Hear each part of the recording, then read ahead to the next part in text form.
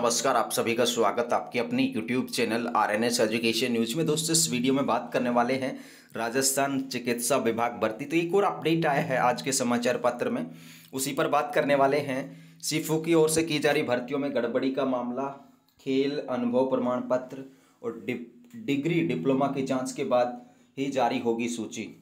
और दोस्तों, तमाम वो जो पहलू हैं, तमाम वो जो मुद्दे हैं, उनको सॉर्ट आउट करने के बाद ही आगे जो सूची है वो जारी की जाएगी। इसके लिए चिकित्सा विभाग ने राजस्थान हाईकोर्ट के आदेश के बाद हाईकोर्ट में बिल्कुल बाकायदा एफिडेविट दे करके, एक शपथ पत्र दे करके कोर्ट को बताया है कि हम कौन सा काम कब करने वाले हैं। ये दैनिक भास्कर की आज की जानकारी, जयपुर संस्करण की, और इसमें बताया गया है, आप लोग देखें कि राज्य परिवार कल्याण संस्थान सीफू की ओर से आयोजित की जा रही भर्तियों में लगातार मिल रही गड़बड़ी सामने आने पर सारे दस्तावेजों की गहन जांच के बाद ही संशोधित सूची जारी की जाएगी। और अनुभव प्रमाण पत्र जारी करने वाले न केवल अधिकारियों को उपस्थित होना पड़ेगा, बल्कि उनकी जांच भी करनी होगी। जांच में अगर किसी तरह की गड़बड़ी मिलती है तो आप लोग देख सकते हैं, संबंधित अधिकारियों के खिलाफ नियमानुसार कार्रवाई की जाएगी। ये मैंने पहले ही बता दिया था, आज से 3-4 दिन 5 दिन पहले ही, जब बताया था कि अगर किसी ने अधिकारी ने फर्जी प्रमाण पत्र दर्ज किया है तो उसकी गिरफ्तारी भी की जा सकती है, उस पर नियमानुसार कार्रवाई भी की जा सकती है। दस्तावेजों की कोर्ट की दखल के बाद नर्सिंग और पैरामेडिकल भर्ती 2023 की में लगाए गए अनुभव प्रमाण पत्र, खेल प्रमाण पत्र, अनुबंध, उपस्थिति, ये तमाम चीज़ें जांची जाएंगी कि क्या ये सही है, क्या ये नहीं है। ठीक है दोस्तों, अब काफ़ी सारे बच्चों को एक सवाल होता है कि साहब होल्ड वालों का क्या होगा।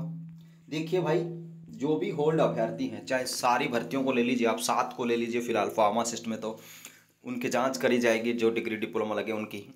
होल्ड वाले कैंडिडेट हों, चाहे खेल कोटे के हों, चाहे कोई भी हो, चाहे एक्सपीरियंस वाले हों, सबके एक्सपीरियंस की, होल्ड वगैरह की, सबकी डिग्री डिप्लोमा की जांच की जाएगी। और इसके लिए उसके बाद संशोधित प्रोविजनल मेरिट सूची जारी की जाएगी, जिससे भर्ती किसी भी तरीके से अटके नहीं। अब आप लोगों को सवाल होगा, क्या प्रोविजनल सूची दोबारा से आएगी? देखिए दोस्तों, हम आप लोगों को बताएं, अगर फर्जी कैंडिडेट्स मिल जाते हैं, फर्जी अनुभव प्रमाण पत्र मिल जाते हैं, खेल कोटे में तो निश्चित तौर पर फर्जी हैं, चाहे कोई कितना ही दावा कर ले, और होल्ड में भी अगर कुछ फर्जी मिल जाते हैं तो जाहिर सी बात है, वो जो फर्जी कैंडिडेट्स निकलेंगे उनकी जगह नए कैंडिडेट्स भी इनको लेने होंगे, क्योंकि जब वो फर्जी निकल जाएंगे, अब तो फिलहाल वो चयनित हैं प्रोविजनल रूप से, अंतरिम रूप से, लेकिन जब जांच होगी वो निकलेंगे तो जो, जैसे आप लोग उदाहरण से समझिए, 8713 पदों पर इन्होंने नर्सिंग ऑफिसर की सूची जारी की। अब मान लो जो 8713 हैं, उनमें से मान लो आप लोग ये मान के चलिए 100 लोग फर्जी निकल आए, होल्ड वोल्ड वगैरह में, सब कुछ में। हालांकि आंकड़ा ज़्यादा हो सकता है, मान लो 100 निकल आए। अब 100 जैसे निकाले तो ये 8713 में से 100 निकाल दीजिए आप लोग, 8613 बच गए। अब भाई पद तो इन्हें 2750 पूरे करने हैं, ठीक है। तो ये 100 लोगों के लिए क्या करेंगे, प्रोविजनल जो है बनाएंगे, पूरी की पूरी जो 8613 मान लो इनको बिल्कुल जेन्युइन मिले, तो 100 कैंडिडेट जो अलग आएंगे उनको भी प्रोविजनल लिस्ट में दिखाना तो पड़ेगा, ठीक है, कि उनका क्रमांक क्या है। उसके बाद ये फाइनल लिस्ट जो है जारी कर देंगे। या ऐसा भी हो सकता है कि प्रोविजनल दोबारा से जारी ना करके संशोधित वाली और ये डायरेक्ट फाइनल कर दें, ठीक है, लेकिन उसमें भी बदलाव आप लोगों को देखने को मिलेगा। फार्मासिस्ट भर्ती का भी यहाँ पर दिया गया है कि 10 सालों से इंतजार कर रहे हैं, उनकी प्रोविजनल सूची भी नहीं आ पाई है। आचार संहिता लगने से 7 कैडर की प्रोविजनल सूची जारी कर दी गई थी, लेकिन फार्मासिस्टों की सूची जारी नहीं हो सकी। ये आप लोगों के पद हैं, आप सबको पता है कि कितने कितने क्या पद हैं, 8750, ANM 4847। जहाँ तक दोस्तों ये जो जाँचें की जाएंगी अनुभव प्रमाण पत्र की, खेल की, जो भी तमाम चीज़ें हैं उन सब की, उन जाँच के बाद एक बात तो तय है, एक बात तो तय है ये, और तय बात ये है कि जो फर्जी लोग हैं वो बिल्कुल बिल्कुल पकड़े जाएंगे। क्योंकि आप लोगों को सबको पता है, सब सोशल मीडिया से जुड़े हुए हैं, व्हाट्सएप ग्रुप वगैरह से जुड़े, वहाँ पे आता रहता है, फलानी जगह से इतने फर्जी बने, उसने फर्जी लगाया, उसने ये करा, उसने ये करा, ठीक है। तो ये तमाम चीज़ें जो हैं जाँची जाएंगी। जो भी कैंडिडेट्स बाहर होंगे वो होंगे ही, इसमें कोई किंतु परंतु है नहीं। बोनस अंकों का जो मैटर है अगर वो उलझता है तो निश्चित तौर पर उसमें भी बदलाव हो सकते हैं।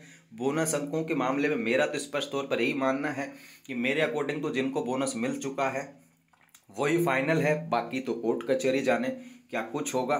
ठीक है, मेरे अकॉर्डिंग कहूँ तो बोनस अंकों के किसी भी मामले में बदलाव की संभावना मुझे नज़र नहीं आती है। बाकी वक्त बताएगा क्या होगा।